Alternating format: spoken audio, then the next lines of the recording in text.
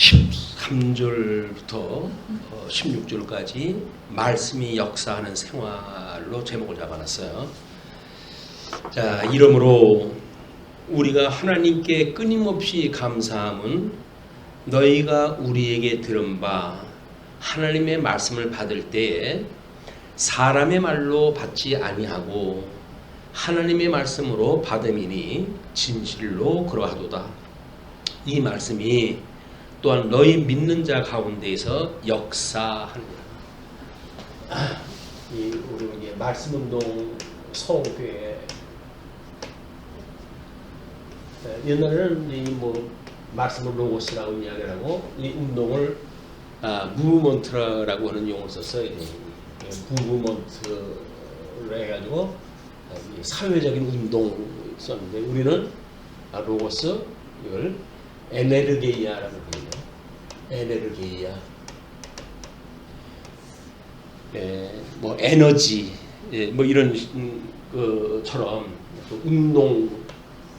그래서 이걸 철학적인 걸로 하면은 뭔가 목적을 삼았던 일들이 이루어진 상태, 이렇게 이야기를 하거든요. 그러니까 말씀은 운동력이 있어서 이렇게 이야기를 해요. 활력이 있어서 사람들로 하여금 골수를 쪼개고 그리고 변화를 만들어내는 일이 이제 말씀의 운동력이거든요.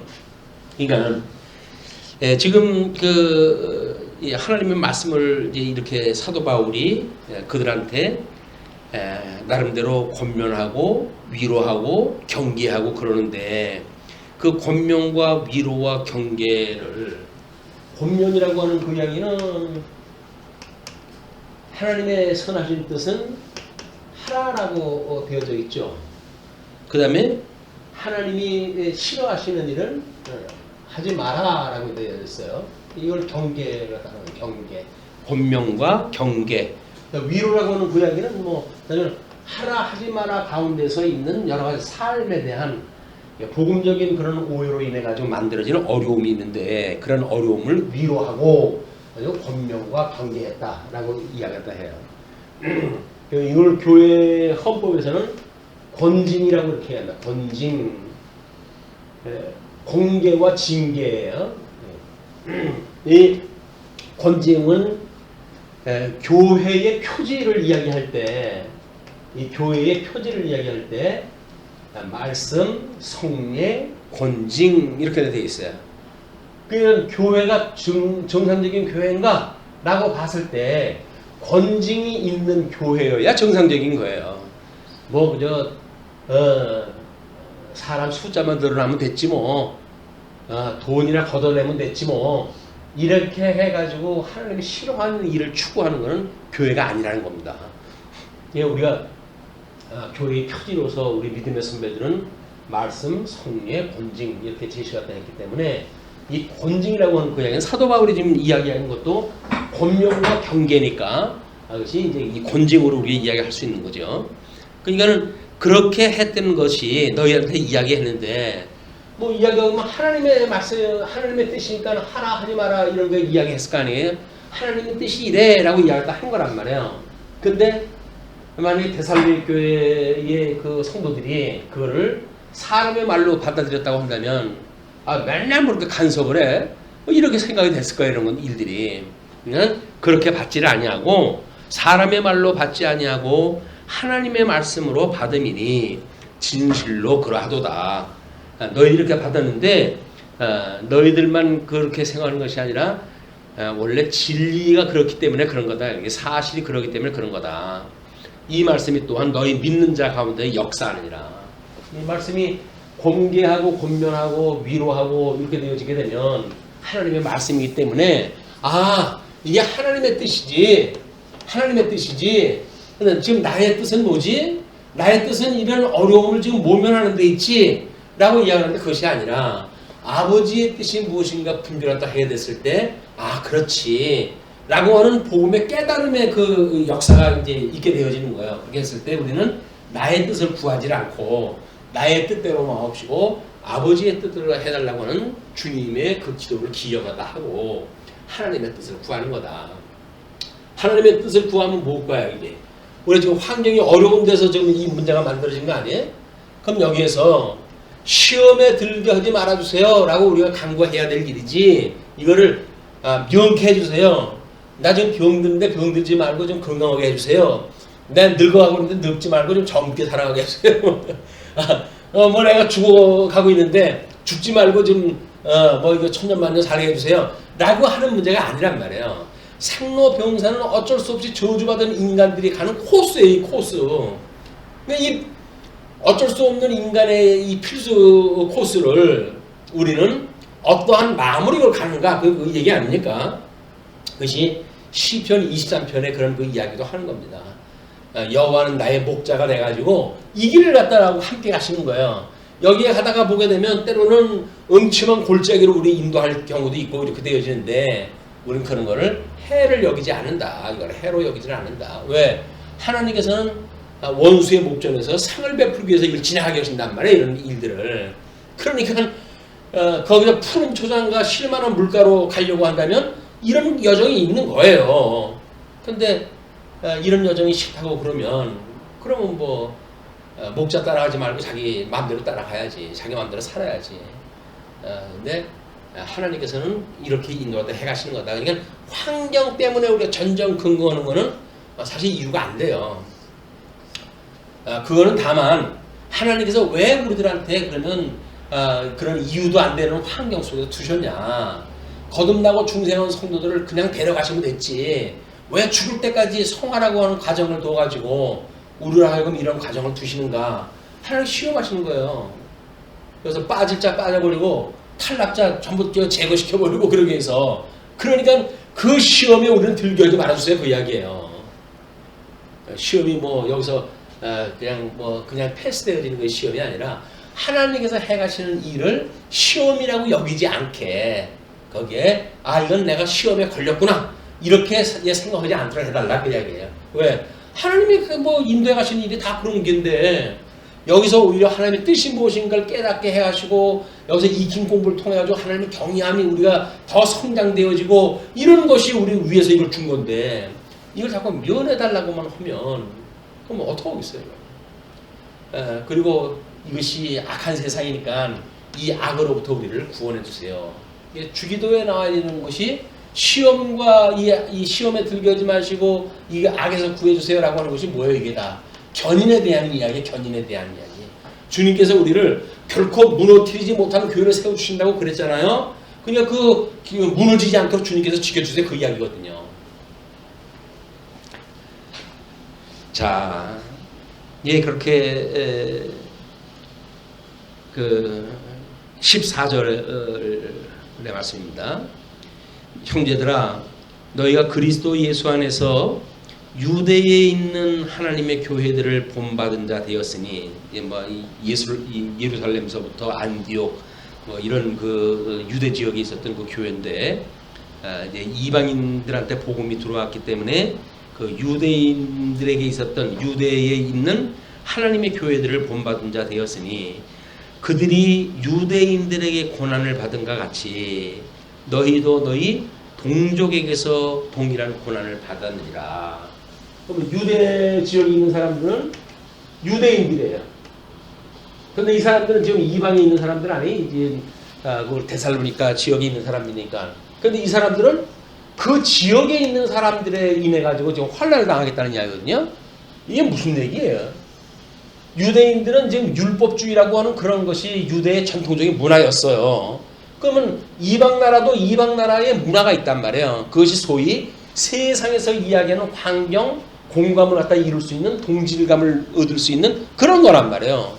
근데 그런 건데 이 복음을 받고는 율법주의자들 앞에서 율법을 이제 그 의해서 그런 것이 아니라 하나님의 은혜로 말미암았다고 해가지고 그 사람들하고 다른 그런 그 사상을 갖게 되어지거나, 마찬가지로 이방 지역에 있는 사람들이 그때는 이제 로마 제국에 있었고 로마의 그런 그 수도 이런 그 도시로 점령된 도시로 되어져 있기 때문에 로마의 그런 신전들이 있고 그걸 섬기는 도시 아닙니까? 이 사람들은 그거 안 한다고 해가지고 이제 핍박을 받을 거예요. 똑같이 율법도 안 지킨다 이런 것이 문제가 아니라 이런 그 현재 있는 문화, 세상이 장악하고 있는 그 문화권 속에서 그런 그 이야기죠. 이제 그렇게 고난을 받은 같이 너희도 너희 동족에게서 동일한 고난을 받았느니라.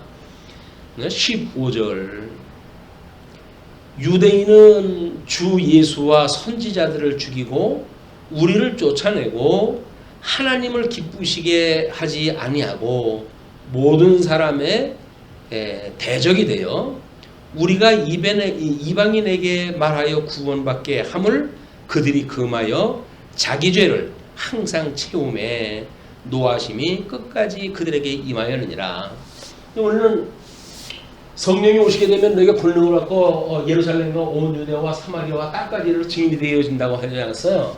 그러니까 예루살렘도 시작되어졌던 그 핍박이 사도 바울을 따라가지고 지금 땅끝까지 함께 가는 거예요, 이게. 그러니까는 증인이 있는 곳에는 우리 이야기했던 것처럼 하나님의 그들이 자기 죄를 항상 채우고 노하심이 끝까지 그들에게 임한다. 그 이야기예요. 세상 끝까지 핍박자는 다 그 노하심에 이제 처할 수밖에 없어요. 그게 마지막 심판에 이제 이르게 됐을 때 영원한 사망으로 영원히 부활하게 되어지는 이런 부탁한 백성들의 아픔에 대한 이야기입니다. 이 이제 원수의 목전에 상을 베푸는 그런 그 일이 되죠. 우리는 예수 그리스도로 말미암아 대속의 은혜를 받고 영원한 생명으로 우리가 부활이 되어지는데 그들은 영원한 사망으로 부활되어지는 그런 걸 지금 이야기를 하는 거예요. 그러니까는 지금 우리들의 이런 여정, 인생의 여정, 이것은 복음의 여정처럼 우리 예루살렘과 온 유대와 사마리아와 땅 끝까지 이른다고 했던 그런 여정이나 우리 이 상로병사라고 하는 인간의 여정이나 다 마찬가지예요. 자, 그러면 유대 쪽에서는 율법 때문에 문제가 생겼던 거 아니에요? 그러면 이제 그 이방 쪽에 가니까는 이방 문화 때문에 문제가 됐단 말이에요. 그러면 상로병사라고 하는 인간의 이 여정을 통해 가지고 율법이 다 주어진 거 아니에요? 하나님께 생육하고 번성하고 땅에 충만하고 다스리라고 했던 그런 하나님 나라를 이루는 요소를 통해 가지고 법을 세웠기 때문에 인간 살아가는 법이 다 똑같은 거예요. 그걸 이제 우리가 도덕법이라고 이야기를 하는 겁니다. 도덕법. 유대인들한테 주어졌던 거는 우리가 율법이라고 하는 특별한 법을 줬지만 그를 전 인류에 확장되어진 개념이 도덕법이라는 거예요. 왜? 아담에게 주어졌던 거니까. 그리고 이제 이스라엘 불러내가지고 아브라함 때로부터 이제 주어졌던 그런 규례에 의해서 할례를 받았던 백성들한테 주어진 것이 결국은 율법을 준 거 아닙니까? 십계명. 그거는 도덕법이 똑같아요. 이것이 일반적인 거라고 한다면 우리 모세에게 주었던 그거는 특별한 십계명이라고 하는 그걸 가지고 이걸 압축판으로 보여주는 개념이다. 우리가 율법주의자들한테 율법을 지키냐 안 지키냐 그런 그 문제가 있는 것처럼 도덕법도 그때 상황에서 그 이방 나라에서는 그들이 당연시 되어지는 그런 법의 규정이 있어요. 그렇게 해야 된다는 거거든요. 그거를 뛰어넘는 것이 지금 복음으로 살아가는 우리들의 문제이기 때문에 우리가 어떻게 하나님 앞에 죄인이었든지 그거를 아주 처절하게 우리가 이걸 알아내야 되는 수밖에 없어요. 우리 태어날 때 얼마나 그 어머니들이 고생을 합니까? 고생이 이루 말할 수 없는 정말 그 상고를 거쳐가지고 아기를 낳아야 된다고는 저주 아래 놓여져 있던 것이고 이 노병사라고 하는 그 이야기도 결국은 죽어가는 인생들의 여정에서 만들어지는 아니에요. 저주에 있기 때문에 어쩔 수 없이 이런 질병에 저주 아래 놓여져 있는 일이기 때문에 이런 모든 일들이 도덕법에 대한 이야기다. 이것이 건강해야 된다. 이렇게 해야 그것이 좋은 것이 아니란 말이에요. 하나님께서 이걸 해가실 때는. 그래서 우리가 이게 태어날 때서부터 기형으로 태어날 아이들이 있거든요. 그 부모님들은 자기 인생을 걸고 그 아이를 보살피려고 그래요. 그러나 이제 점점 세상이 야박스러워지니까 자기가 낳은 아이들도 그러면 이제 그거를 제거시켜버리는 것이 이제 만들어지는 거예요. 그래서 낙태법이라든지 이런 거에서도 의사가 봤을 때 정상화가 아닐 적에는 낙태에 대한 정당성을 부여해줘요. 그러니까 이미 세상이 그만큼 야박스러워진 거예요. 옛날에는 모르고 났으니까 낳고 보니까 이게 이제 지세부자유자 아닙니까? 그래도 자기 자식이니까 끔찍이 사랑을 하면서 키워요. 그런데 요즘은 선택의 여지를 출생하기 전에 선택권을 갖다 주어가지고 의사가 딱 봤을 때 뭐 엑스레이로 본다든지 했을 때 이런 문제가 있겠습니다. 이 기형이 있습니다라고 이야기를 하게 되면 낙태를 요구하고 의사도 그걸 뭐 정상적으로 받아들여서 해주는 것이 합법화되어 됐단 말이야. 그냥 합법화되어 있는 부분은 뭐 성별이 다르다고 죽이기도 하니까 사람의 욕심이 끝이 없죠. 자기가 원하는 성별 아니라고 죽이기도 하고 이런 그 일이기 때문에 얼마나 인간들이 사악한지에 대한 죄성을 우리가 발견을 하고 그런데도 불구하고 우리 주님께서 우리를 살려주셨다고 하는 이 은혜의 감동이 살아갈 맛이 나는 거지. 여기서 환경 좋아가지고 환경 좀 저주받은 세상 속에서 뭐 환경이 좋겠어요. 돈 좀 뭐 다른 사람보다 많다고 이게 좋을까요? 몸 좀 다른 사람보다 건강하다고 좋을까요? 다른 사람보다 명예가 있다고 해야 좋을까요? 좋을 거 아무것도 없어요. 그 사람은 그 그릇대로 다 받는 겁니다, 다.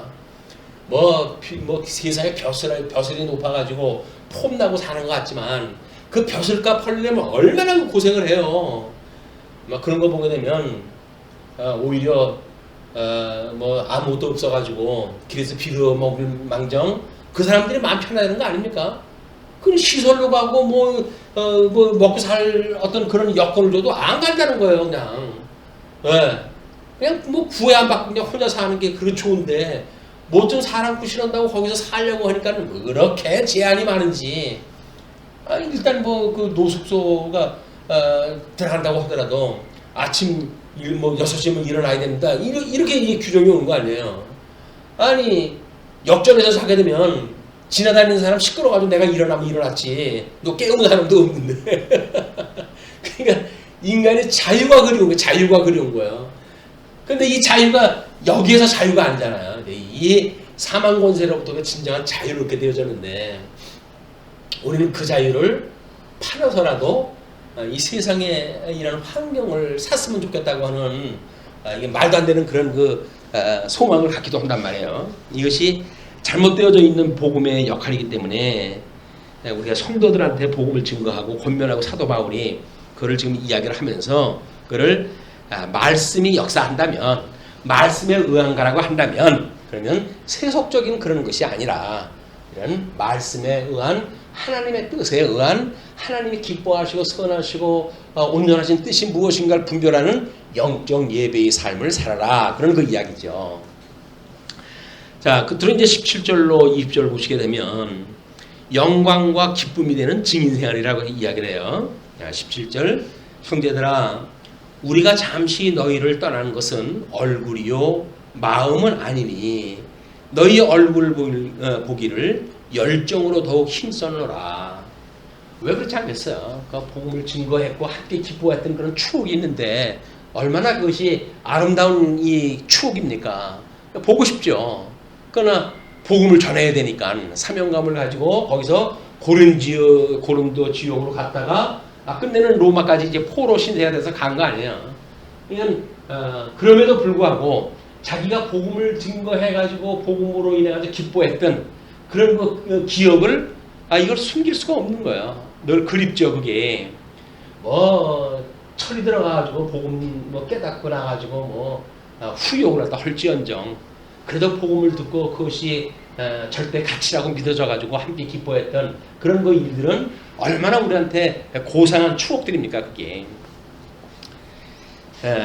더욱 힘썼다. 그러므로 나 바울은 한 번, 두 번 너희에게 가고자 하였으나 사탄이 우리를 막도다.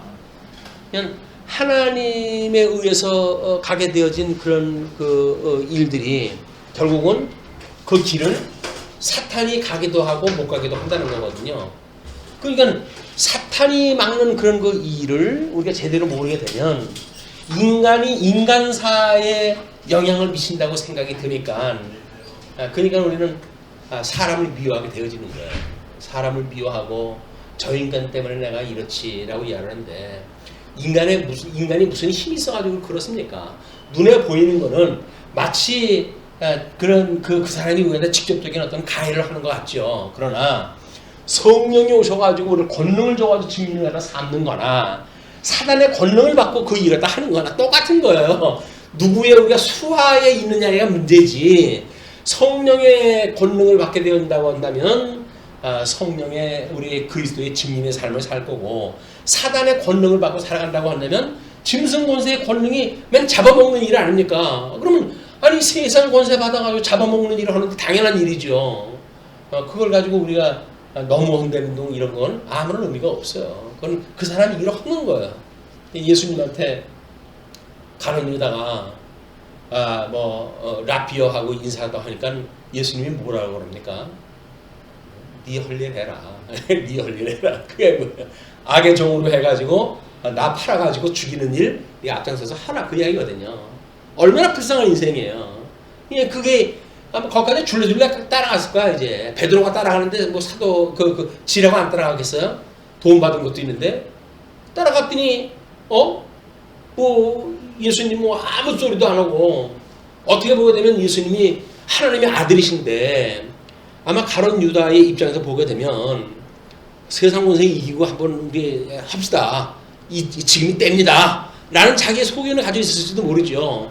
그 예수님한테 예수님 말라마다 이렇게 도망만 다니고 이래야 되겠습니까? 저놈들이 이번에 아주 날 잡아가지고 허구장 하니까 이번에 결판을 냅시다. 라고 생각했을는데 몰라요. 물론 성경을 응하기 위해 가지고 예수님을 팔아버리는 그런 죄를 졌지만, 개인적으로 해가지고 육신의 소욕이 걔한테 어떤 열심을 줬길래 과연 3년 동안 따라다녔던 예수님을 팔아버리기까지 됐을까? 그런 심정을 보게 되면 베드로와 함께 따라갔던 가룟 유다는 베드로는 3번씩이나 부인했잖아요. 가룟 유다는 거기서 그걸 다 목도로 다 했을 거예요. 근데 예수님 이제쯤은 저렇게 이야기하고 그랬을 때 12명이나 더 되는 그런 하나님의 영을 갖다 동원해가지고 이걸 부서뜨리는 역사가 일어나고 이런들 기대했는데 그게 안 되는 거예요. 예수님이 평상시에 이야기했던 어린 양 제물로 그냥 돌아가시는가 보구나. 저분이 능력이 없어서가 아니라 저분은 저렇게 성경을 응하시고 해서 저렇게 가시는 거로구나. 그런 생각이 미치니까 돈을 다시 그 사람한테 갖다 주잖아요. 나 이 돈 불이한 돈이 돼서 못 받겠다 이렇게 이야기하잖아요. 그냥 잘못을 안 거예요. 잘못돼서 돈을 줘요. 그때 그 사람들이 그건 네가 알아서 해. 왜 우리한테 이야기해. 그냥 할 수 없이 성전에다 집어던지고 도망가 버리잖아요. 그래가지고 결국은 목을 매가지고 죽습니다. 목을 매가지고 죽을 정도라고 한다면 그 사람이 이미 마음에 회개를 다 한 거예요.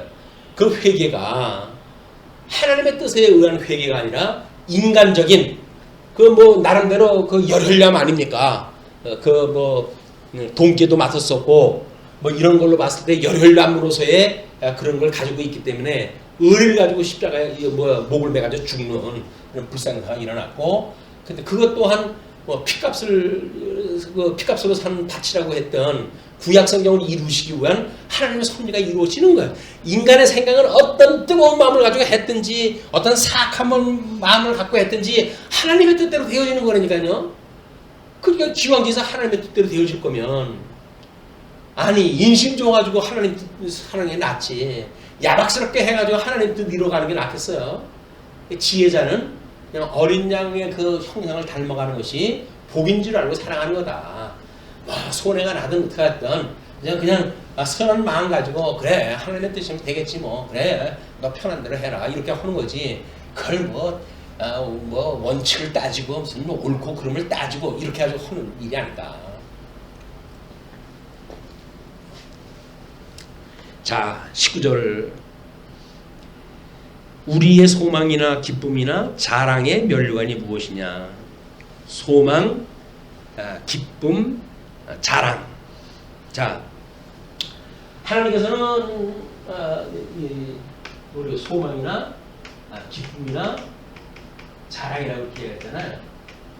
자, 요거를 이제 우리 다른 성경에서는 소망의 인내라고 이렇게 얘기했어요. 소망의 인내. 그리고 이 자랑은 사실은 사랑의 수고, 사랑의 수고. 이 기쁨이라고 하는 구원의 감격에 대한 기쁨이에요. 그래서 이걸 믿음의 역사라고 이렇게 합니다. 믿음의 역사. 원리가 어떤 쪽에 어떤 표현을 갖다 하는가에 나름이지 대체적으로 보게 되면 같은 의미예요. 다 같은 의미. 그러니까 지금 사도 바울이 소망이나 기쁨이나 자랑의 면류관 이걸로 인해 가지고 면류관을 쓴다는 이야기는 뭡니까? 이 면류관은 하나님의 뜻을 따라 가지고 살았던 성도에 주는 상급이란 말이에요. 그러니까 이 상급이 소망이나 기쁨이나 자랑의 면류관이 무엇이겠냐? 그런 그 이야기는 소망의 인내를 또는 믿음의 역사를 사랑의 수고로 갖다 했던 그런 사도 바울의 그런 그 역할에 대한 이야기예요. 그래서 그가 강림하실 때 우리 주 예수 앞에 너희가 아니냐? 예, 하나님의 뜻이 증인을 삼았던 성도들이 결국은 이 데살로니가 교회 성도들에게 복음을 증거했고 복음을 증거했던 그것이 사도 바울이 가지고 있던 소망을 인하여서 이제 그들한테 했고 현재 있었던 어떤 그 사건에 대한 걸 위로를 갖다 했을 것이고 또 이 복음을 갖다 증거하고 그들로 하여금 사망 권세를 이기신 그리스도를 맞이함으로 해가지고 기쁨의 역사가 있었을 거 아니겠습니까? 그런 그 일로 인해 가지고 지금 우리 그런 그 우리 예수님이 강림하실 때 재림하실 때 우리 주 예수 앞에 있는 너희가 아니냐?